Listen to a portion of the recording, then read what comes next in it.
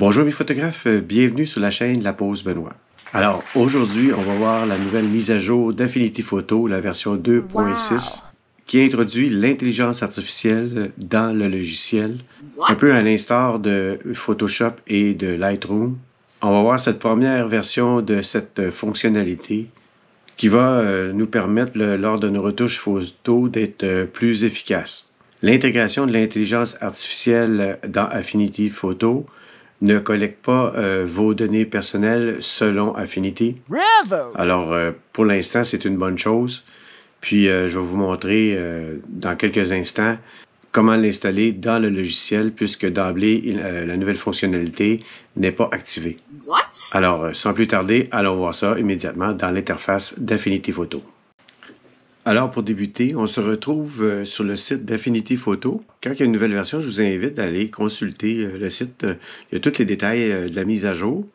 Alors, si on regarde ça de façon sommaire, on est rendu à la version 2.6. Puis, il nous mentionne que Affinity 2.6 apporte des mises à jour et des améliorations très intéressantes au logiciel, y compris les toutes premières fonctionnalités d'apprentissage automatique, autrement dit l'intelligence artificielle. Là, il y a une note qui est importante ici. Veuillez noter que les deux nouvelles fonctionnalités qui utilisent des modèles d'apprentissage automatique, l'outil de sélection d'objets et sélection le sujet, sont facultatives et nécessitent le téléchargement des modèles appropriés. Ça se fait évidemment à l'intérieur du logiciel. Je vais vous le montrer tantôt. Ces derniers sont installés en tant que modèle pré-entraîné et n'utilisent aucune de vos propres données pour un entraînement ultérieur. En outre, comme ces opérations fonctionnent toutes sur l'appareil, aucune de vos données ne quitte votre machine à aucun moment. Alors ici, on a le sommaire des deux principales fonctionnalités qui ont été ajoutées. En fait, c'est l'outil de sélection d'objets qu'on voit ici avec l'espèce de hibou au niveau de l'icône. Puis, on a dans le menu sélectionner le sujet qu'on voit ici. On va le voir tantôt dans le logiciel. Alors, pour commencer, normalement, il va lorsque vous allez cliquer sur l'icône du petit hibou, outil sélection d'objets, il va apparaître une fenêtre pour pouvoir télécharger les deux nouvelles fonctionnalités. Moi, il n'apparaît pas parce que je les ai déjà téléchargées. Alors, si on va ici dans le menu Affinity Photo 2, Réglages, on a ici sous l'onglet Modèle d'apprentissage machine, on a la section segmentation et points marquants. Alors moi, on voit ici que ça a été installé, donc vous pouvez installer ces deux modules ici. Puis après, il faut redémarrer le logiciel. Alors lorsqu'on sélectionne l'outil sélection d'objets, puis on passe le curseur sur la photographie, il vient sélectionner, évidemment ici c'est une photo qui n'est pas très complexe pour la lecture, donc on a un ciel puis un avion. Alors, lorsqu'on passe le curseur sur l'avion, il vient sélectionner l'avion. Et si on vient sélectionner le ciel, alors c'est le ciel qui est sélectionné. Alors, si vous voulez sélectionner un item, par exemple, sur l'avion de façon plus précise, vous enfoncez la touche ALT, par exemple, et vous allez pouvoir sélectionner soit la porte, une fenêtre, un réacteur, les roues. Alors, ça vient sélectionner de façon plus précise un objet qui se retrouve, par exemple, sur un avion. On va voir maintenant la deuxième fonctionnalité dans le menu. On va dans le menu Sélectionner. Puis ici, on peut cliquer sur Sélectionner le sujet. Alors, comme on peut voir, il vient de sélectionner avec la surbrillance ici l'avion. Là, le détourage est fait, mais la perfection n'est pas au rendez-vous. Alors, vous pouvez venir ajuster ici votre sélection avec votre pinceau aussi pour venir compléter votre ajustement. Ici, vous avez la sélection pour l'ajustement pas du pinceau, mais de la retouche en largeur, en lissage, en contour progressif, en couverture. Ici, c'est pour le pinceau, si on veut l'agrandir un petit peu. Là, on va voir que le pinceau est beaucoup plus large. Ici, dans la fenêtre déroulable, on peut créer automatiquement un masque ou un nouveau calque de masque.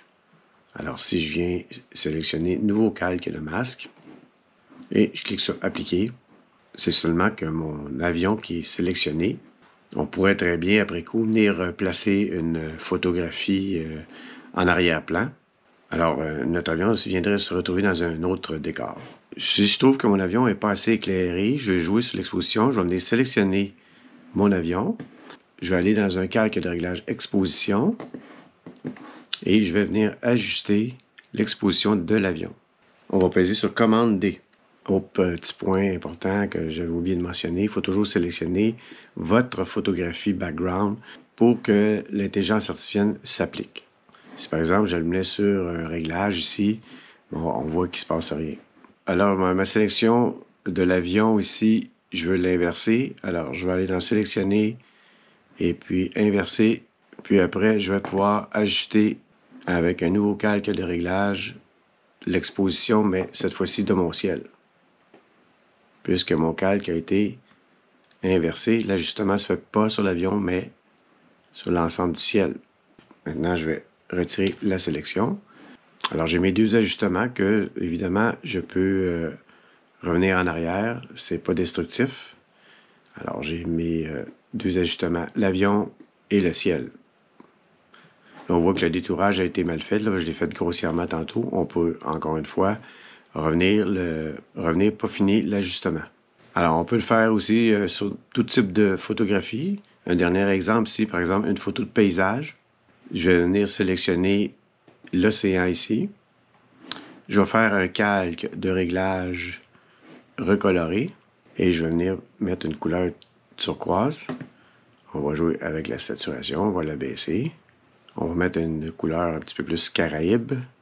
Maintenant, on va venir sélectionner la partie ici de la côte, la falaise. On va venir sélectionner un nouveau calque de filtre dynamique et au niveau de la clarté. Puis on va venir, mettons, accentuer la vibrance avec la saturation. Je vais sélectionner la plage pour augmenter la clarté également. Alors, comme on peut voir ici, on peut vraiment jouer sur les différentes zones de notre image, ce qui facilite vraiment la retouche et ça devient beaucoup plus rapide. Ici, je vais mettre un ajustement en courbe. Je vais sélectionner mon ciel, le avant et le après. Alors, vous voyez qu'avec l'intelligence artificielle, on vient faire des retouches assez rapidement pour développer notre créativité. Alors, voilà ce qui complète cette vidéo sur la nouvelle version 2.6 d'Affinity Photo qui intègre évidemment une première version de l'intelligence artificielle, mais c'est très intéressant puisque j'ai l'impression que dans le futur, ils vont développer de plus en plus ce côté du logiciel. Surtout que maintenant, c'est la propriété de Canva. Puis Canva, disons que la direction va vers cette nouvelle tendance. Alors, je vous remercie de votre attention en espérant que la vidéo vous a plu. Puis, on se dit à la prochaine.